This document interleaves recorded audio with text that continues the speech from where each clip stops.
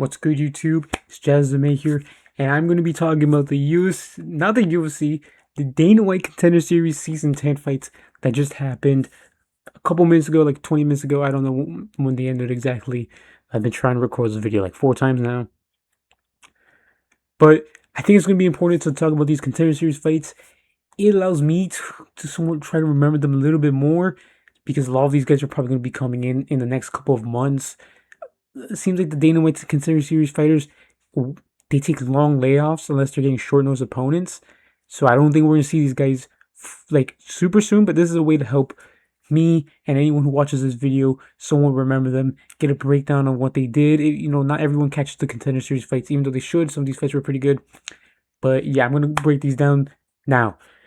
I did predictions for these. I did make a video, as I said in yesterday's video. If you want to check out yesterday's videos, because I've been shadowbanned on Twitter, my video will be here. I ranted about how the UFC is kind of giving us filler slop. Anyway, Joe Cropshot versus John Koonman. I picked Joe Cropshot because I thought he'd be, I don't want to overuse this term, but I thought he'd be craftier. I looked at his record, and he did have 3 losses. One of those coming to Cody Brundage, who I looked at initially. I was like, dude, he got subbed by Cody Brundage. That's such a bad loss. And I just waved it away. I was like, John Koonman should beat him. Then I looked at it more. He had like 3 sub wins over undefeated prospects back to back to back. And I was like, dude, that's pretty impressive compared to the record of John Koonman, who just hasn't really beaten anyone. So I switched to Joe Cropshot by sub in round 2. He didn't get it done. The grappling of both these guys kind of nullified each other.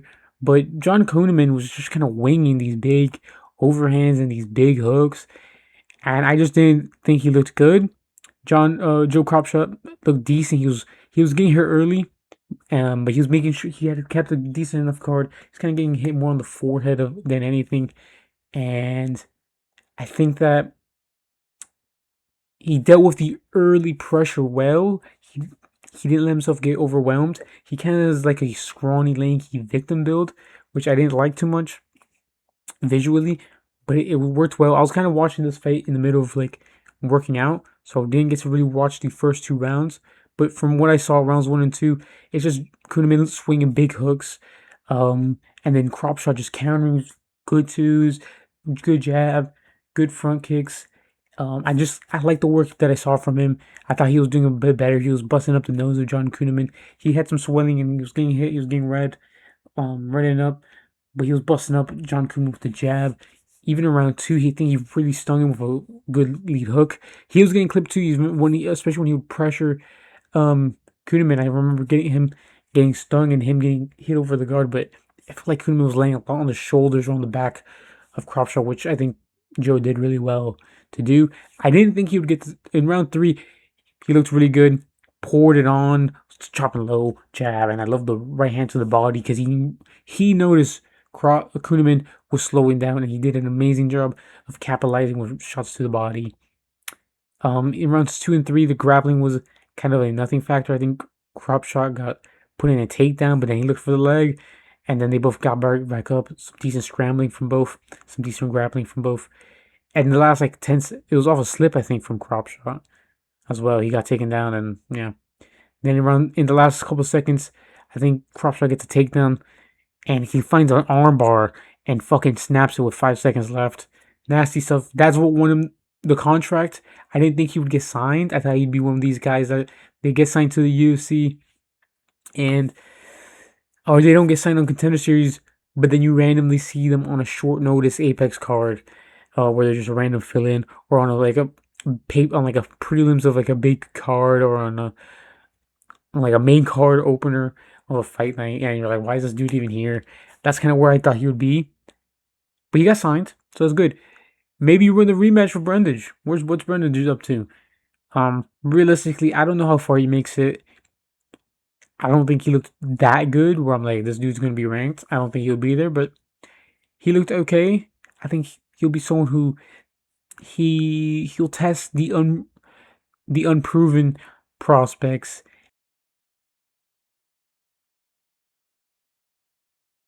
Vision. But yeah, moving on to. Oh, I'm skipping too far because of this mouse. Tom, I'm not even going to say his last name, versus Mulumbu. Oh, everything is crashing. Perfect. Mulumbu looked decent round one. He was looking a little bit more composed. He got drubbed immediately into the fight. Then he got knocked down himself in the first minute of the fight, where they both just knocked each other down. Mulumbu was staying patient. He was landing some big shots, stinging. Pegalaru. I'm not even trying to say his name. I tried it there, but he kept rocking Tom over and over again. Round one, just keep staying composed. I picked Mulumbu by round one KO, and on verdict I had by decision. I saw a lot of it in XP or times 11 thing, and I was like, maybe you'll get it. But yeah, he looked good, dominating round one outside the game of the knockdown. He is just a bit of a tard maxer where he just looks for big shots and stuff. And he is very open defensively. He's not the slickest with the head movement stuff. Round two, even Tom got a takedown late in round one, I think. I was gonna have the stats up, but ESPN MMA is literally crashing my laptop for some reason while I have this open, so I didn't even try to have that there. But he was looking better. He was landing knees when Mulumba would dip his head down in the clinch. He would land a good knee. He was landing flush knees just out in the open, landing good counters on Mulumba. When he would just be there with his hands down, he would try ore farming. It looked like he was landing bigger, but overall, I think Tom was just landing a little bit more and just a little bit cleaner. Then round three, he gets hurt. He gets clipped by a big shot. Tom immediately gets the takedown, and he starts working on ground and pound. Looks for subs, doesn't get them, but eventually he finds the ground and pound with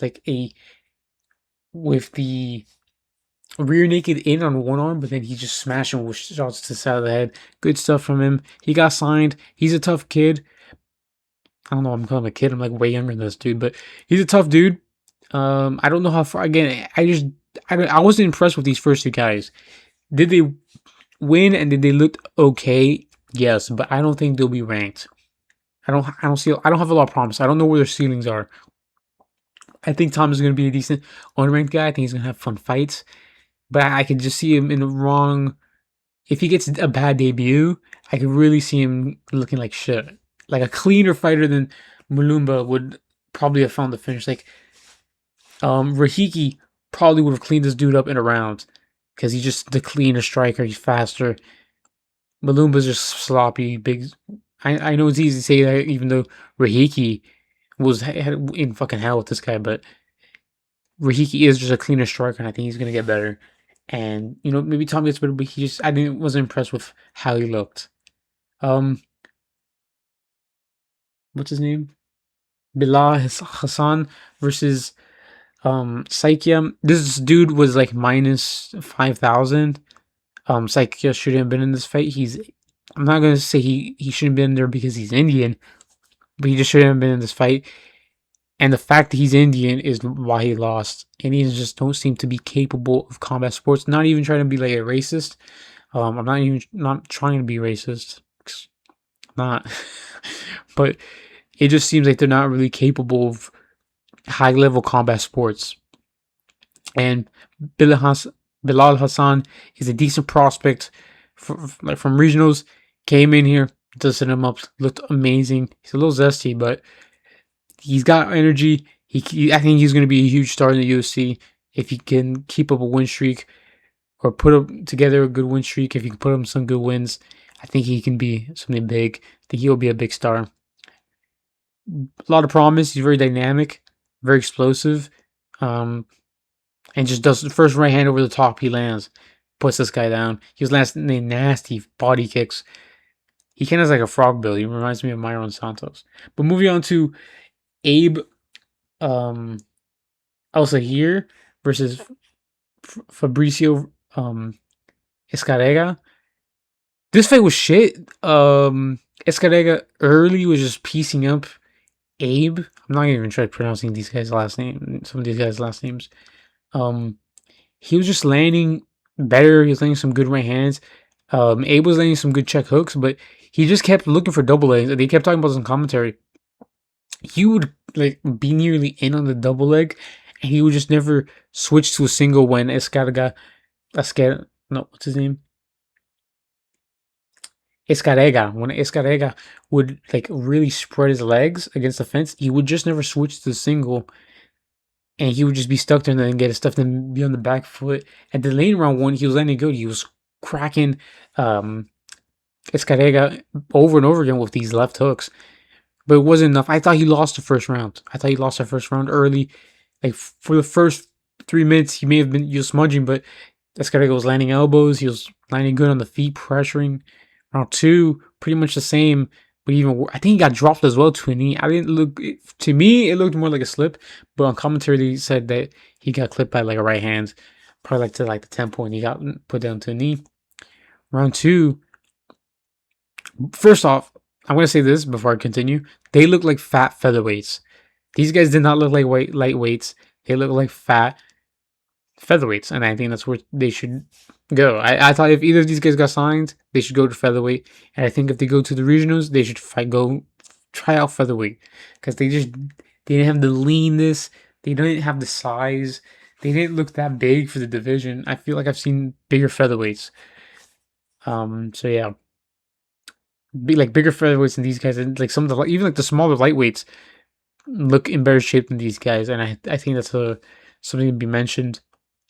Round two, Abe is just kind of smudging. I was like, I don't know what he's doing. He's getting peppered with jab. He's landing well on the feet. He's landing these good stepping knees, landing some good switch kicks to the body, but he's getting pieced up on the feet.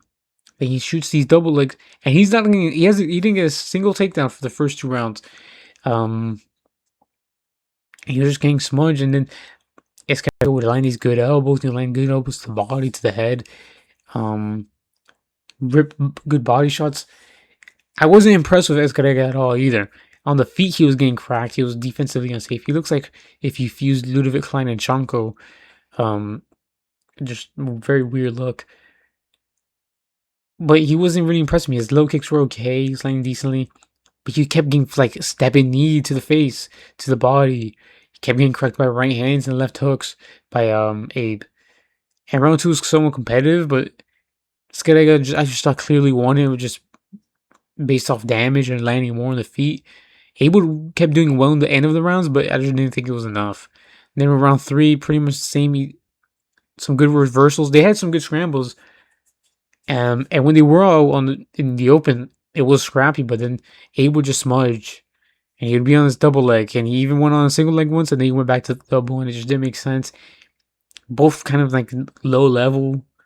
They have skills, but I just don't think they're UFC ready. I don't think they're UFC level. And yeah, Abe poured it on late. I thought this was 30-27. Escarega, Saul Diamato actually had the score right. I don't know what the other two judges were seeing. I thought it was a clear sweep for Escarega, but even Abe sounded like he didn't even think he won. When Lower Sank was talking to him backstage, he was like, I thought in the round three, my corner's telling me I was down. And she had asked, he was like, oh, how did you think you won? Because Noah even Felder didn't think he won. Dana was frying his ass. He was like, listen, kid, I thought the judges fucking screwed the fuck up on the decision, but I just don't think either of you guys impressed me. Go back to the regionals, kid. You don't really, it wasn't your night. You don't got it. So that he was being rough on him, but I think that's how you gotta be on such a shit performance. He kept shooting when he would get like cracked. And yeah, and he just wouldn't do anything. In round three, he was pushing it. He was looking for some decent ground and pound. He got the back a couple times. Escarega would scramble and reverse, look for ground and pound and sell some good shots to the body. But then Abe near the end of the round, I wanted him to shoot a takedown, then work in the clinch, use some stuff off the break in the open. That's not where you're having your success. Use the clinch, land some shots in there, exit, then you can circle on the back for whatever you want. But if you're going to use the takedown and you're not getting the takedown, use it to your advantage in the striking. And that's all I thought. He was landing some good shots, the knees near the end of the round, some good hooks. I don't know how he won, but whatever. Anthony Witt slammed out this poor man, Matt Adams. I had round 1 KO. And yeah, that's what happened. Had Abe by decisional typology. I thought he could get the KO, so I put it on verdict. I had Bilal Hassan by round 1 KO.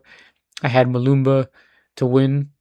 And then I had Cropshot to win. I went 4-1 on this card.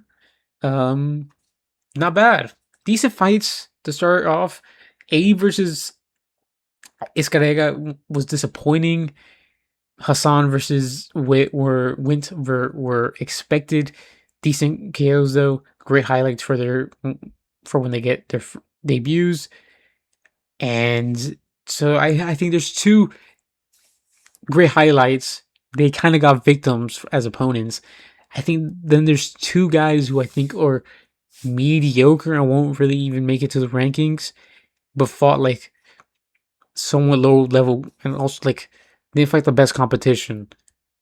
So what I think about these signings, I don't know how far Tom or Joe Cropshot make it. I think they'll be fun guys. I'll say the rankings maybe eventually cut. But Bilal Hassan and what's his name? I keep forgetting. Anthony went for the heavyweight division. He looked pretty good. He didn't just look like a big dude who just swings to the fences. The punches he was throwing looked pretty technical. He's definitely on the juice. I will say that. I'm not just saying that because he's big and buff. Trains with Usman, and the physique he has just doesn't look natural to me. The veins don't look natural to me. But what am I to say? Maybe I'm just jealous because I don't have the physique that he does. Let me see. Yeah, I don't have the physique he does. I'm built like a lemon compared to him. So yeah. Let me know if you guys enjoyed this video. Let me know in the comments below. Do you guys want me to keep covering the Dana White Contender Series videos or the Contender Series fights? Do you guys want me to draw prediction videos for these? Let me know in the comments below. Like and subscribe if you guys enjoyed the video. I'm glad to be back. I actually love making this video. I'm gonna do these every Tuesday after every card. And follow me on Twitter, jazzlovesmma, if you guys enjoyed this vid. And I'll be catching you guys tomorrow. Sorry for the late predictions, but I did want to start doing Dana White Contender Series videos. I'm gonna have a good prediction of card tomorrow. Catch you guys then. Peace.